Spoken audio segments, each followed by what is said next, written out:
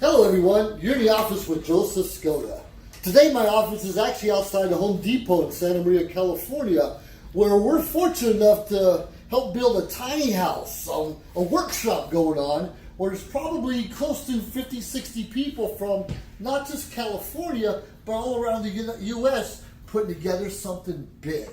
And the lead of the project right now is my friend Gabrielle, who's executive director of Operation Tiny House. How you doing, Gabrielle? Hey, Joseph, thank you. Absolutely. It's so great to have you here. Oh, this is great. Tell me more about where you're from.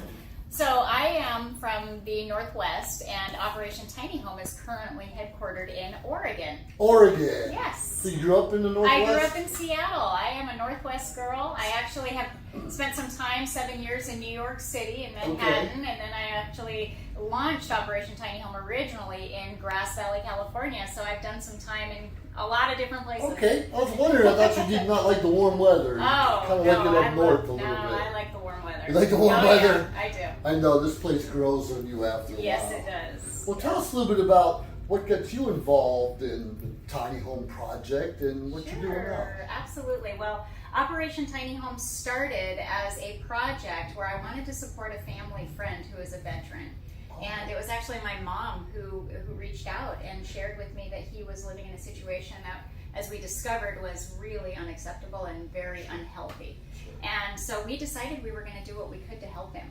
And I started a crowdfunding campaign, and I was able to get the support of the community and was able to raise over $17,000. And let me tell you, that was the hardest $17,000 I've ever raised. Anybody who's done crowdfunding, kudos to them, because it's not easy. It's not easy. But Home Depot was the first to support me, even back then. Yeah, so they've been with us from the very beginning, and I was able to get some of the local suppliers to donate materials, and we were able to give him his dream. And that's how it all started. It was just a project, and I had never intended for it to become this, but it took on a life of its own. Yeah, it's been incredible. So, and I work a lot with, well, not necessarily homeless veterans, but I work with veterans. I'm retired Air Force myself.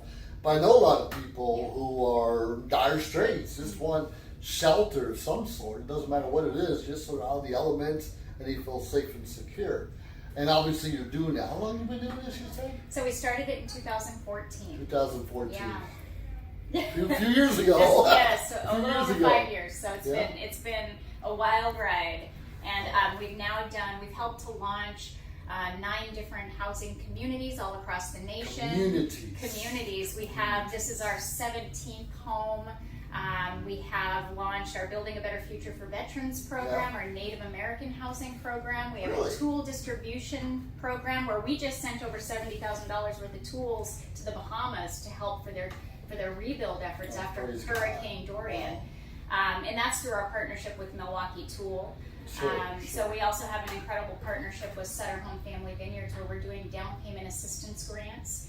And our main partner right now is Wells Fargo, and they're supporting us in all of those programs. I see outside these doors of this particular tiny house, we have Wells Fargo out there. We have a lot of Operation Webs, which is based out of Santa Maria.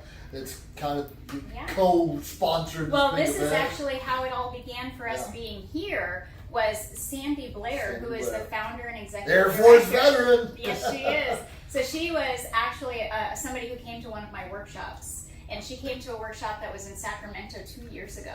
And we have been kind of working together, and she took this idea of wanting to support her fellow sisters in having access to housing, and in that transition of becoming a civilian.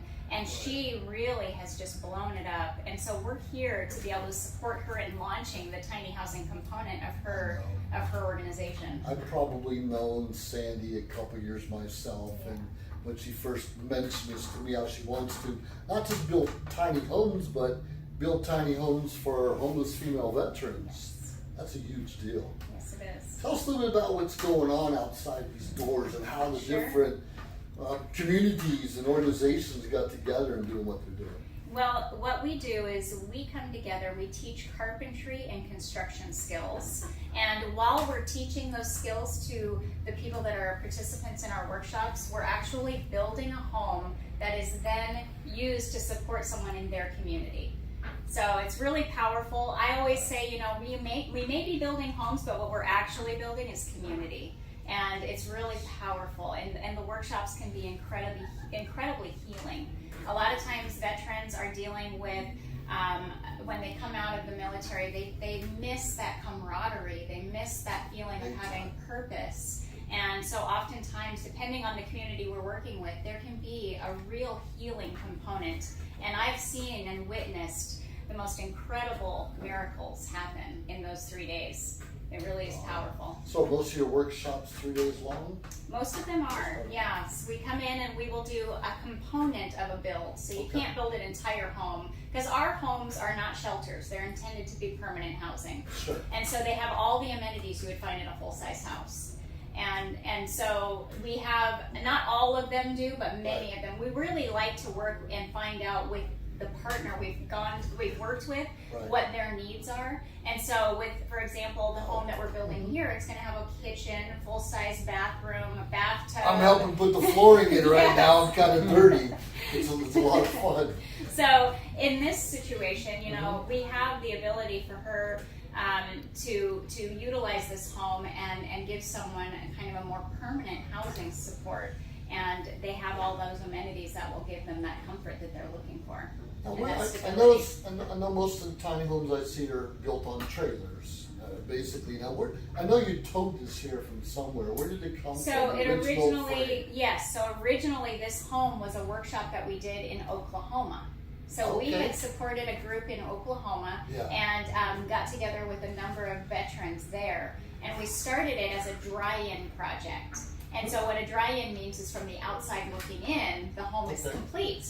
And then what we're doing here is the inside. We're doing the finished carpentry, and then we also are doing multifunctional furniture. Now, when you're living in a small space, you have to utilize that space very creatively. And so you don't have a piece of furniture that's just going to do one thing in a small space. It's got to do many things. And so another person that's here is Zach Giffen. And Zach Giffen and Greg Dewey, and they are from Tiny House Nation, and those guys are the best at We figuring watched out. it. I saw a build they did, and the fireplace was in the living room. Yeah. And when they went to sleep, it just switched in the wall into the bedroom. And they do that with TVs, and some of the furniture has multi-purposes. Yeah. That's pretty exciting because you're in a small area. There's no room really for air. There's no extra space. Right. But I've seen a lot of the homes where, you know, if you haven't seen it before, just, there's a trailer or a little box. But no, a living room, a kitchen, bathroom, a separate bedroom. Some even have lofts on top. Yes. I've seen some pretty big deals. So what's your next stop after here, after Santa Maria? Well, we've been working a lot doing our down payment assistance grants, and those are really looking at serving people that are dealing with housing instability because they've had some sort of trauma or a hardship. A lot of people are displaced right now because of natural disaster, whether it be fires or hurricanes, and having access to a down payment that will help them purchase a tiny home, but they don't have an extra $10,000, $15,000, $20,000 laying around. This will help them get into that housing that will help them kind of rebuild their life.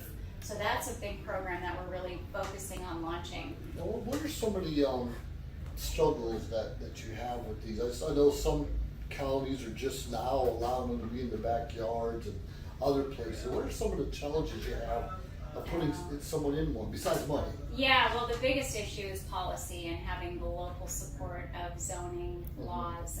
And what we are seeing is quite a few communities are starting to see the opportunity of utilizing tiny homes as a real viable affordable housing solution, because there is a housing crisis in so many of our communities. There is. And what we see is that they're starting to take note and making policy change.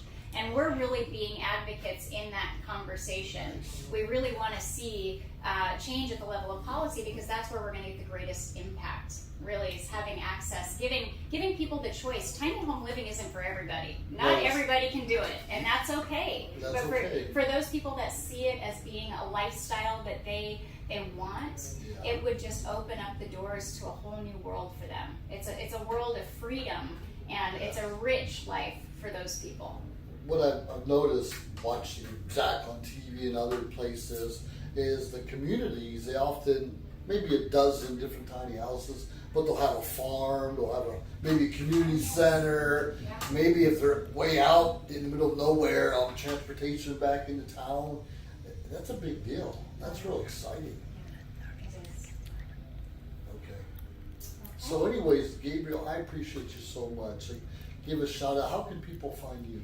OperationTinyHome.org. Go to our website, sign up for our newsletter. We will make sure that we let you know when we're going to be in your area. Join us for a workshop. It's really an incredible experience, and I highly recommend it. I appreciate you very much. Thank you. God bless you. Thank you. This is In the Office with Joseph Scott. I look forward to working with you and other veterans. And check this out. This is a good thing. Have a great day, everyone.